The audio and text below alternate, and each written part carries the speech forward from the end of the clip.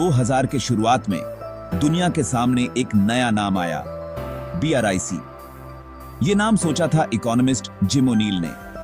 BRIC मतलब Brazil, Russia, India और China, 4 देश जिनकी इकोनॉमी तेजी से बरछ रही थी। ये देश अपनी कल्चर और पॉलिटिकल सिस्टम्स में एक दूसरे से बिल्कुल अलग थे, लेकिन वर्ल्ड स्टेज पर अपनी आवाज बुलंद करने की ख्वाहिश ने उन्हें एक साथ ला खड़ा किया। 2009 में साउथ अफ्रीका के जुड़ने से BRIC ब्रिक्स बन गया। इस तरह एस्टैब्लिश्ड वेस्टर्न पावर्स को चुनौती देने वाला एक नया ग्रुप तैयार हो गया। ब्रिक्स का सबसे बड़ा उद्देश्य था उन ग्लोबल फाइनेंशियल इंस्टीट्यूशंस में बदलाव लाना जिन पर लंबे समय से यूनाइटेड स्टेट्स और यूरोप का दबदबा था। वो इंटरनेशनल मॉनेटरी फंड और वर्ल्ड बैंक जैसे ऑर्गेनाइजेशंस में अपनी बढ़ती हुई इकोनॉमिक ताकत के हिसाब से ज्यादा रिप्रेजेंटेशन चाहते थे, लेकिन ब्रिक्स का सबसे बड़ा लक्ष्य था US डॉलर को दुनिया की रिजर्व करेंसी के रूप में हटाना। उनका मानना था कि एक मल्टीपोलर वर्ल्ड के लिए एक मल्टीपोलर फाइनेंशियल सिस्टम जरूरी है। ब्रिक्स नेशंस का तर्क था कि US डॉलर पर ज्यादा डिपेंड रहने से पूरी दुनिया की इकोनॉमी अमेरिका की पॉलिसीज के उतार चढ़ाव से प्रभावित होती है। उनका सपना था एक ऐसा भविष्य जहां इंटरनेशनल ट्रेड और फाइनेंस में उनकी अपनी करेंसीज का दबदबा हो। इससे डॉलर पर निर्भरता कम होगी और एक ज्यादा इक्वल ग्लोबल फाइनेंशियल सिस्टम बनेगा। लेकिन इस सपने को पूरा करने की राह आसान नहीं थी। ब्रिक्स नेशंस खुद में ही अलग अलग थे।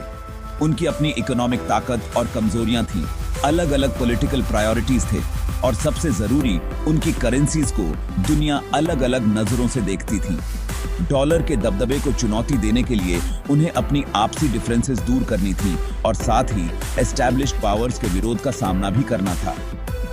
ब्रिक्स का सफर मुश्किलों से भरा था, लेकिन उनकी महत्वाकांक्षाएं उन्हें आगे बढ़ने के लिए प्रेरित करती रहीं।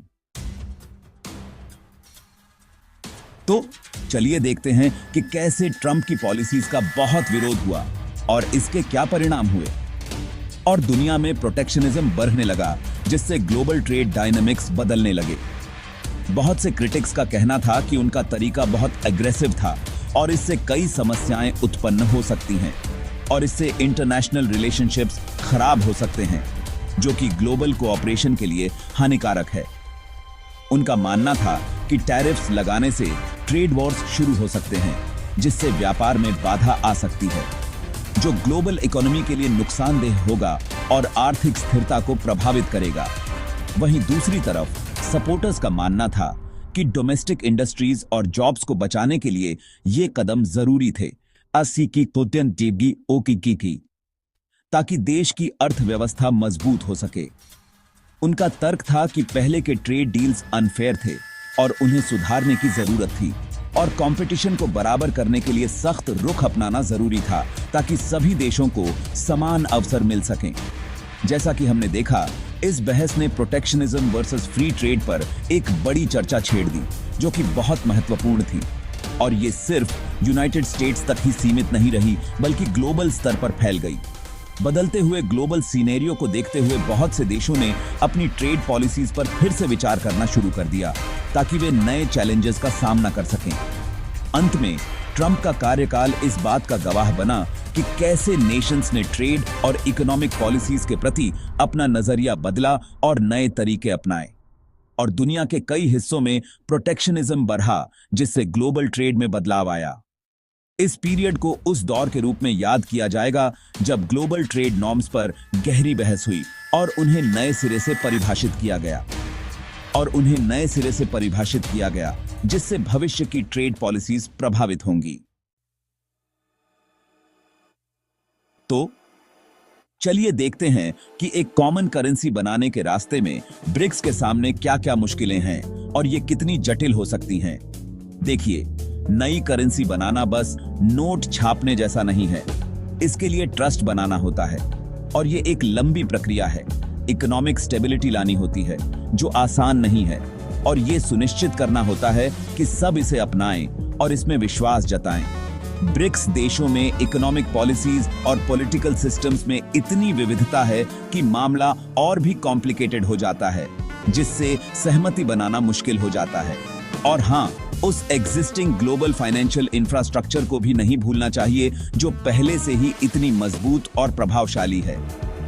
इन चुनौतियों से पार पाने के लिए अभूतपूर्व सहयोग और सच कहूं तो काफी समय लगेगा और धैर्य की भी आवश्यकता होगी।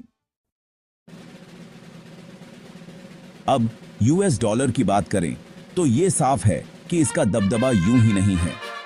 दशकों से डॉलर ग्लोबल ट्रेड और फाइनेंस की नींव रहा है।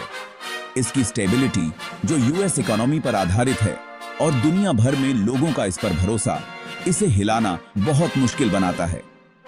दूसरी करेंसीज के उभरने के बाद भी डॉलर का प्रभाव कम नहीं हुआ है।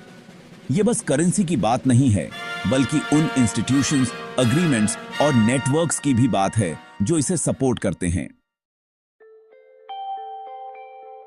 आगे देखते हुए ब्रिक्स और ग्लोबल फाइनेंशियल ऑर्डर पर इसके प्रभाव का भविष्य कह सकते हैं कि थोड़ा मिला जुला है।